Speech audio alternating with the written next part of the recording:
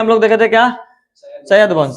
सैयद वंश आज पढ़ेंगे, एक मुगल लोधी वंश में थोड़ा सा लेंगे, ठीक है। उसके बाद मुगल वाले पे चल जाएंगे, क्या कि वहां से ज्यादा प्रश्न आता है।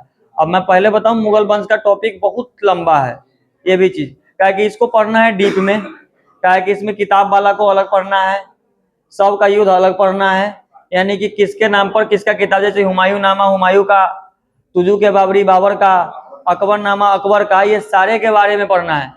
इसीलिए ध्यान रहे, यहाँ देख लो, इसीलिए ध्यान रहे कि यहाँ से ऑब्जेक्टिव अच्छा खासा बन जाता है और अच्छा खासा तुमको एग्जाम में ऑब्जेक्टिव सही हो जाएगा ना। देखा था ना क्वेश्चन में,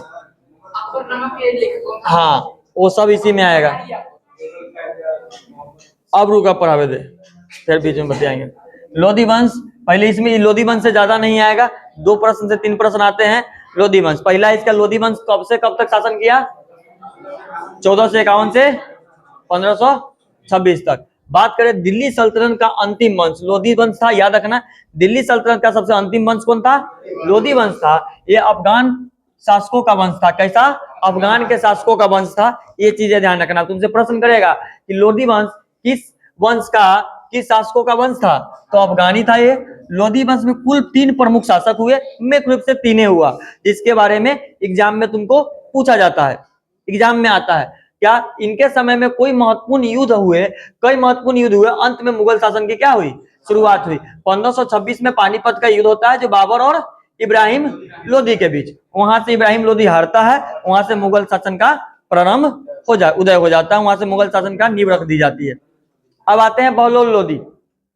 प्रश्न बनेगा यहाँ से, क्या कि अगर तुम्हारे पास प्रीवियस ईयर क्वेश्चन गया होगा तो उसमें ऑब्जेक्टिव में तुम मिला लेना कि यहाँ से प्रश्न आया है, और 100% आएगा, और यहाँ से आएगा ही नहीं आएगा, बहुत अच्छी तरह से आएगा। क्या कि ये चीजें बता देता हूँ, और जो चीजें दे रहा हूँ मैं क्वेश्चन, वो क्वेश्चन को लिख के रखना, क्या कि डायरी में मैं भी लिख रहा हूँ सारे क्वेश्चन को, क्या कि अपना ऊपर पूरा क्लियर रहना है। मैं दिखा देना है कि इतना प्रैक्टिस करवाया, ये चीज करवाया, इतना चीज है, इतना चीज तुमको दिया, और जितना प्रश्न तुम अभी सब्जेक्टिव का बना रहे हो उससे आगे नहीं आएगा, ये भी लिख कर देता हूँ। जितना दे रहा हूँ लिखते चले जाओ, अब बनाते चले जाओ, याद करते चले जाओ, सीधा बात। तुम्हारा सारा सिलेबस एक तरफ चला जाएगा सब्जेक्टिव का, ये जो लिख कर दे रहा हूँ एक तरफ चला जाएगा सब में, लेकिन याद सारा का सारा रहना चाहिए, याद रखना। इसके बाद वन लाइनर पर लेके भाग जाऊंगा ऑब्जेक्टिव वाला पर्सन, क्योंकि वहां तो ऑप्शन नहीं दूंगा, वहां तो वन लाइनर में क्वेश्चन दूंगा, वन लाइनर में एक लाइन में आंसर देना होगा। तो ये भी चीज ध्यान रखना। इसको 20 तक, पहले इसको खत्म करते हैं 2020 तक का, उसके बाद फिर 26 से 20 तक वन लाइनर वाला प्रश्न पर चलेंगे सारा सब्जेक्ट में। तो ये चीज का ध्यान रखना एकदम दिमाग से बैठा के।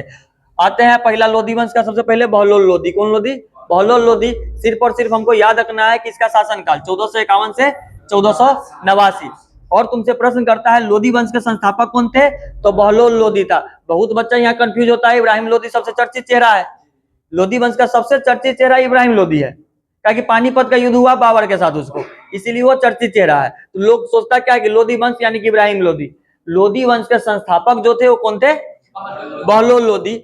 सैयद वंश को हटाकर गद्दी प्राप्त किया था। सैयद वंश का तुम देखा कल की उत्तराधिकारी उसका कमजोर पड़ गया, उसको हटाकर यहाँ पर लोधी वंश का स्थापना होती है 1451 में, ठीक है। जौनपुर राज्यों का जीता बहलोल लोधी, जौनपुर राज्यों को जीता, और कई विद्रोह को क्या किया गया, दबाया गया। देखो बहलोल लोधी में हमको 3 चीजें याद रखना है।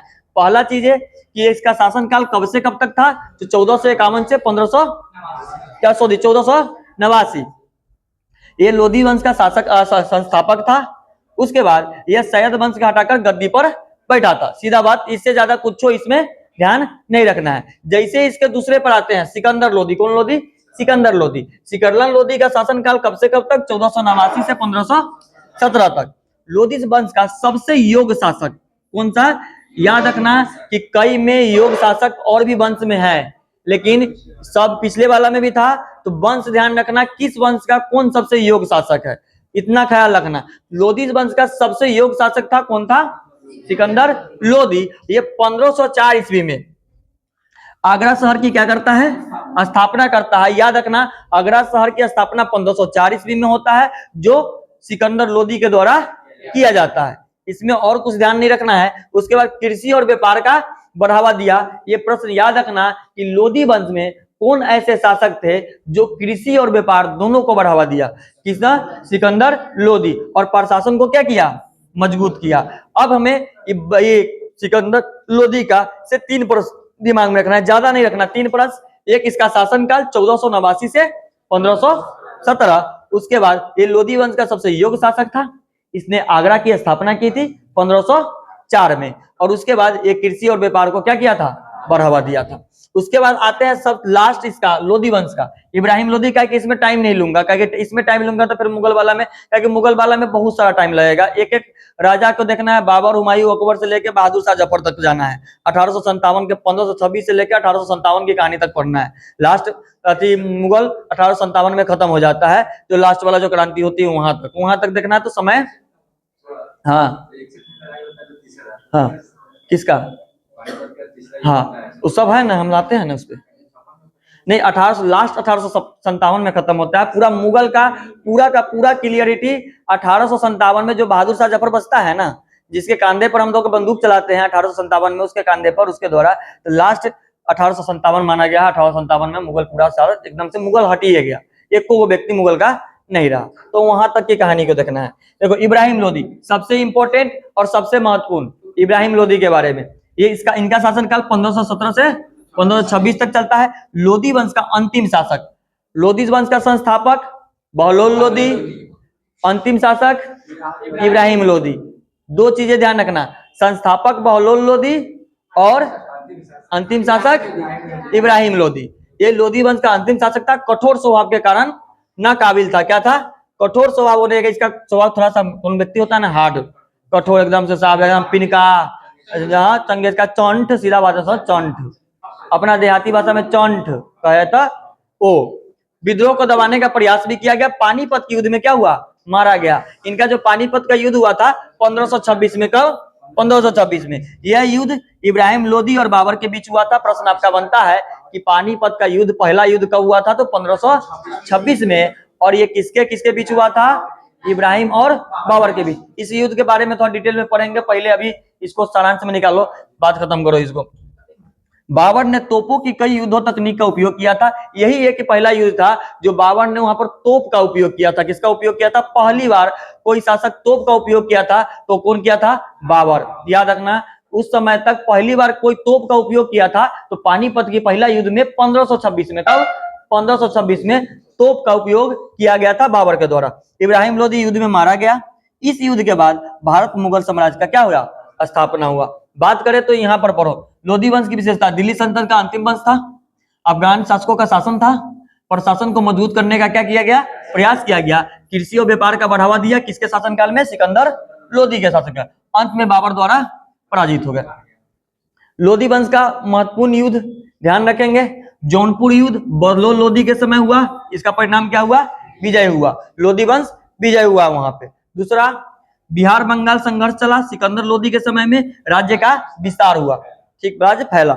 उसके बाद राजपूत संघर्ष हुआ सिकंदर और इब्राहिम लोधी के बीच। इसमें क्या हुआ, लगातार ये युद्ध होते रह गया, यानी कि लगातार चलते रह गया, आपसी मतभेद शुरू से ही चलता रह गया, यानी कि लास्ट तक ये चीजें जो है ना खत्म ना, यानी कि जगह झगड़ा ना रगड़ा है, रगड़ा वाला कहानी है। यानी कि झगड़ा, कोनो एगो झगड़ा करता है कि 2 मिनट में निपट जाए, एगो करता है रगड़ा दे 2 साल तक चलता है, तो वो रगड़ा हो गया, ठीक है। यानी कि ना तोरा जीते देम ना हम जीतम, दोनों में मर। तो यहाँ वही चीज इलेक्शन है, समझ लो। और राजपूत सिकंदर और इब्राहिम लोधी के बीच युद्ध लगातार चलता रहा। पानीपत का प्रथम युद्ध 1526 ईस्वी में होता है। इब्राहिम लोधी के समय परिणाम लोधी वंश का क्या हो जाता है, अंत हो जाता है। लोधी वंश लगभग 75 वर्षों तक दिल्ली पर शासन किया। इसमें कुल 3 प्रमुख हुए, बहलोल लोधी, सिकंदर लोधी, इब्राहिम लोधी। इब्राहिम लोधी की हार के साथ दिल्ली सल्तनत समाप्त हुई और भारत में मुगल साम्राज्य की शुरुआत हुई। इसमें थोड़ा अपना जाना घर पर ऑब्जेक्टिव कर लेना इसका चीजें, लेकिन यहाँ से हम लोगों को थोड़ा सा